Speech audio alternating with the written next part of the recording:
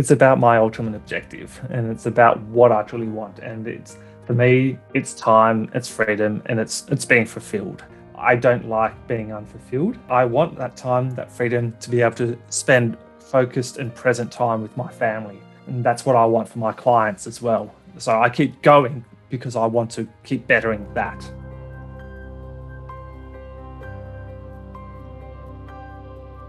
Hey guys, welcome back to my channel. Now in today's episode, you will meet my good friend who's been on my show many times. His name is Tristan Wright.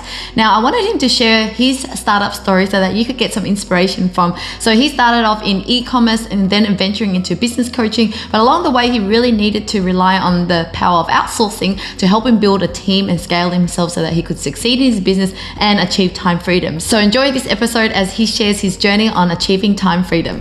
Hey Tristan, good to have you back on.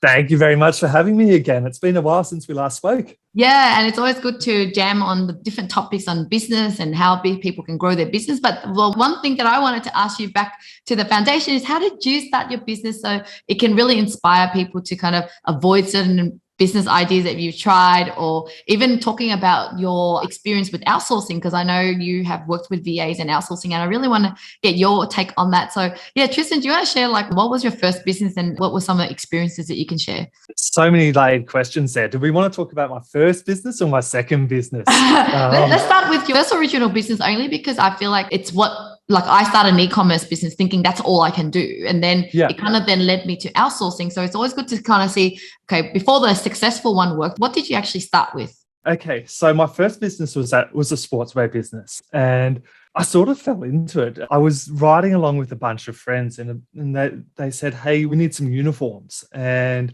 as in matching uniforms. And me being the person I am, I said, "Yeah, I'll do it." And I organised clothes for a group of friends, but off the back of that, I actually found a gap in the market.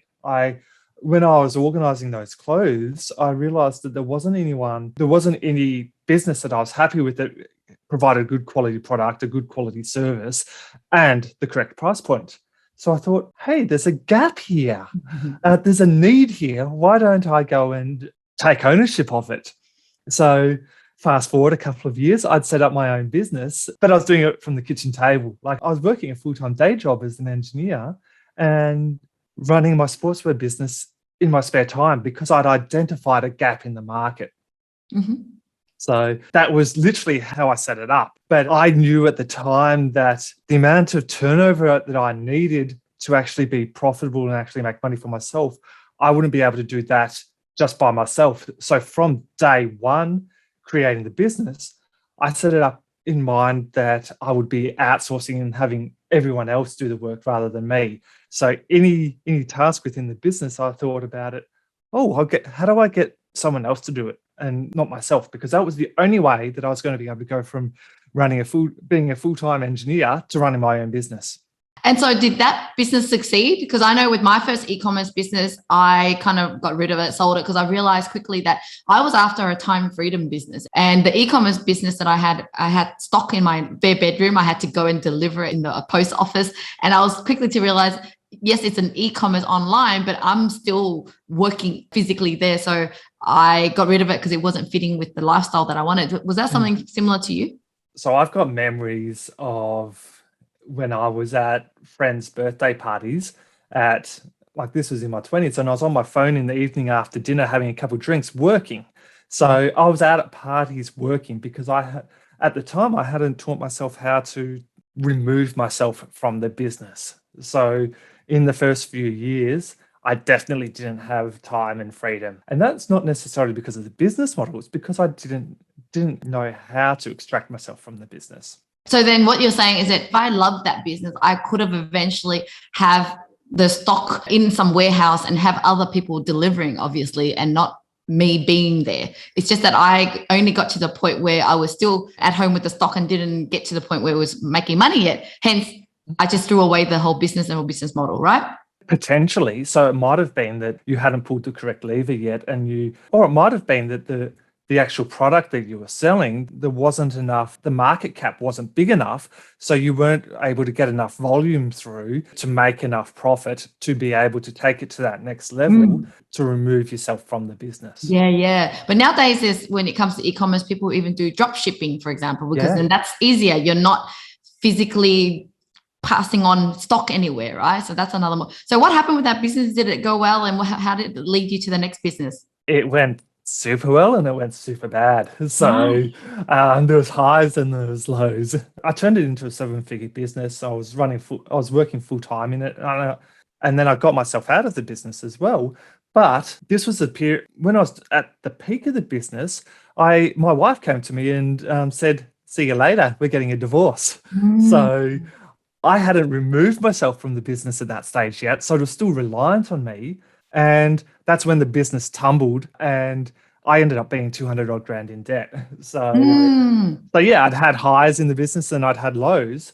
Fortunately, I was able to improve the business and build it back up. I eventually sold it. But whilst you're still operating in the business day in, day out, and whilst you don't have a general manager, anything that happens in your personal life quite clearly will impact your business. So what learning lessons do you have from that first business that you took away to the next business?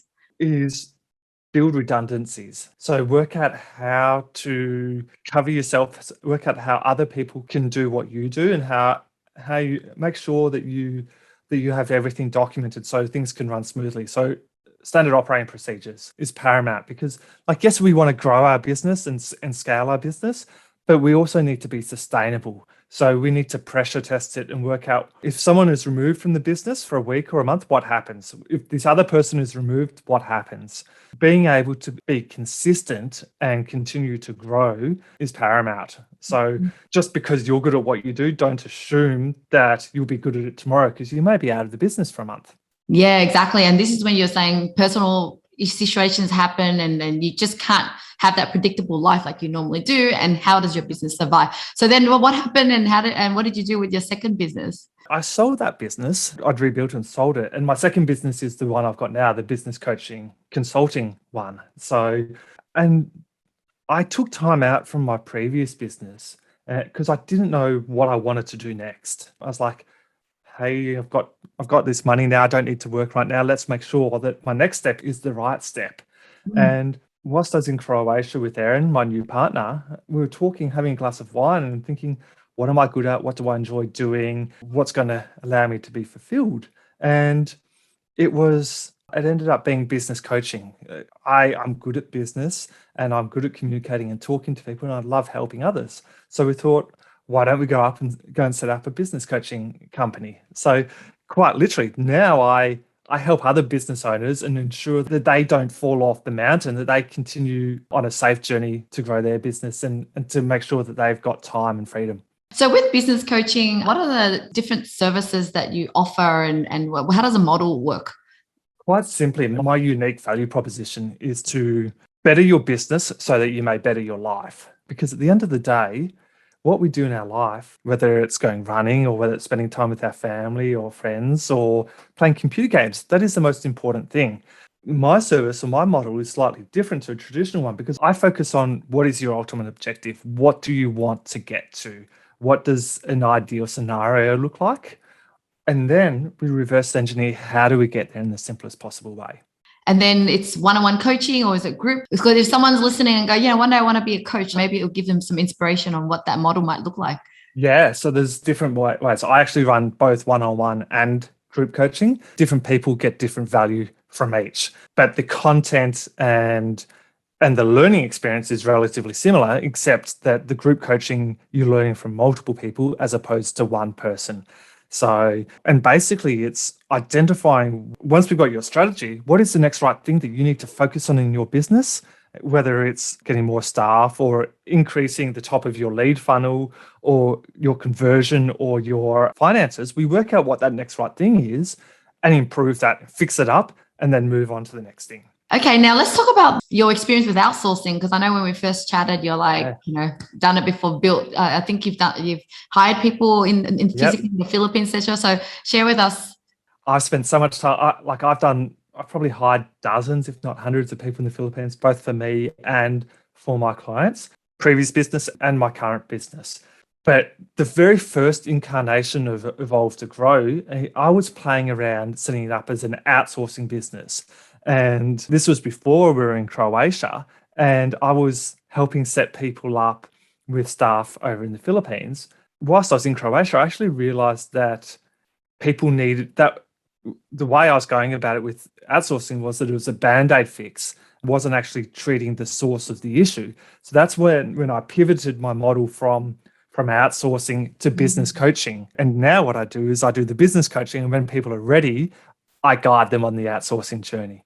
But at the end of the day, having offshore staff, like, you can get someone at a third price-wise, it costs you a third of what it costs you in Australia. And the value that, as long as you get the right person, the value that they provide is the same, but at a third of the price. So effectively, it's 3 times the value. And how are you using virtual teams nowadays for your current business coaching business? I have got staff members doing lead gen. I've got staff members LinkedIn lead gen, social media lead gen. I've got content creation. So content creation is in marketing content creation. Then I've got a contract staff member that helps me create all of my training courses as well. So anything that's worth less than $400 an hour, I get someone else to do. For me, the things that are worth more than $400 an hour are talking to clients and being on a podcast. So anything that is high value, I do. Everything else, I work out a way to get my staff to do it. And so are your virtual team or full-timers, or they're like project-based? And how do you arrange your team? Majority of my team are full-time. The reason I like them full-time is because I can then indoctrinate them into the purpose and the vision of the business. And if they understand the vision and the purpose of the business, we can then work out what the benefit of that is to them. And then once they understand the benefit to them, they're going to be more engaged and work harder, work smarter, and get better results. So I always recommend, if possible, to have a full-time staff member. I'm just curious, like, when did you first hear about these virtual staff, and were there kind of like a resistance in using them at first? And what was your experience like? The very first time, I'm just trying to think what year it was. It was either 2010 or 2011. So it was before Upwork was Upwork. Odesk, yes. Odesk, yes. I remember that. Yeah. And did Odesk merge with Elancer? Yes, I think so. Yes. I can't remember, but yes. It was just when Odesk was coming out, and the minimum task rate was $3 an hour. Yeah. So like now, I think the minimum rate is, I don't know, I can't remember, but there was staff, you could get staff at $2 and $3 an hour, and I was probably one of the first couple of first 1,000 users. It was like literally when it was first coming out. So, and I churned through lots of different contractors because I didn't know what I was doing then. I actually still talk to my first ever contractor. His name's Raphael. I talked to him maybe 12 months ago. So it was Odesk back then, which is Upwork now. But now that I actually go over there and meet with people. So I went down that path because quite literally I couldn't afford someone in Australia. So I thought, surely there's got to be another way, kind of thing. So and were you using them for your e-commerce, that first business that you needed them to do? Yeah, so graphic design, talking to customers, managing my suppliers in China. So graphic design, talking to customers, managing suppliers in China. Yeah. I had them doing all three. Yeah. Would you say that outsourcing is an important part of growing a business nowadays in terms of being able to increase our profitability? It's hiring the best person, whether it's in Australia, whether it's in the Philippines. The end thing is, as long as that person provides value and they're good at what they do. Outsourcing can be very beneficial, but you need to know how to communicate with someone. You can't just give someone over in the Philippines, in China, in Vietnam, in Indonesia, your issue and expect them to solve it. That's not going to work. It's going to fail. You need to have systems and processes, or create systems and processes and train and teach your staff member properly. You're right. At the end of the day, as long as you get the result that you're after, like when I wanted to scale up, I really needed to hire someone expensive in Australia who is almost, another version of me. If I wanted to go to the next level, I can't expect that from a VA. But when it comes to mundane work or tasks that it's low level, then of course you want to pay someone that can still do the work but costs a lot less. But it's really about leveraging on the globalization of people everywhere, right? It's a global economy now, so go for where you get the best bang for buck kind of thing, but have clear expectations on what you want to achieve. In theory, I think you're talking about your COO that you hired in Australia. Yeah. You could potentially, in theory, find someone in the Philippines, but it's going to be a lot harder because you don't know that market space. So right. If you knew that market space at that level, you could probably find someone, but it's easier to find that person in Australia. That's right. Okay, so just wrapping up with all the years of business experience so far, I guess, like, what keeps you going? What helps you to stay resilient in business? That is a good question. It's about my ultimate objective, and it's about what I truly want. And for me, it's time, it's freedom, and it's being fulfilled. I don't like being unfulfilled. I want that time, that freedom to be able to spend focused and present time with my family. And that's what I want for my clients as well. So I keep going because I want to keep bettering that. Last question, actually. So what does time freedom mean to you? Like, what is that ultimate goal of yours? Another good question. So it's about being present with those that mean the most to me when I want to be. Being able to choose when I want to be present with my friends and my family, and being able to do that without worrying about what's happening in business world. I love it. And that's the same as my philosophy. So thank you so much, Tristan. I'll let everyone know how to contact you in the description below. But thanks again for coming and chat with me. Awesome. Thank you very much. Thank you so much for watching, guys. If you enjoyed this video, let me know and ask any questions below. Me and Tristan happily will answer your queries. And if you enjoy my videos, I have more for you here.